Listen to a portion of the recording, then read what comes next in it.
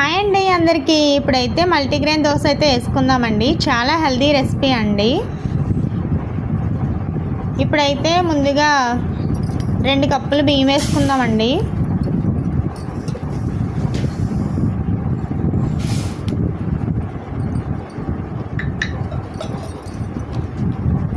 పావు కప్పు పెసర్లండి,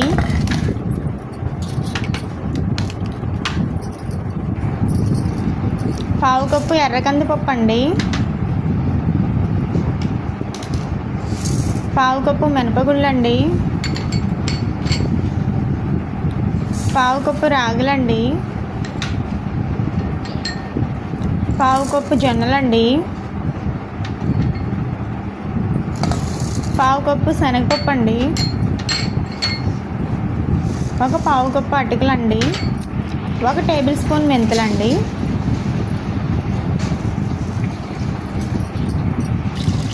ఇవైతే నైట్ శుభ్రంగా నానబెట్టాలండి. శుభ్రంగా కడిగేసి నానబెట్టాలండి.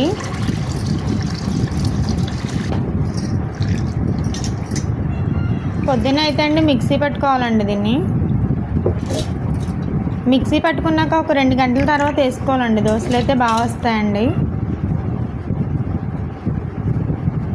ఇప్పుడైతే గ్యాస్ మీద ఒక పనం పెట్టుకునండి దోశలు అయితే వేసుకుందామండి.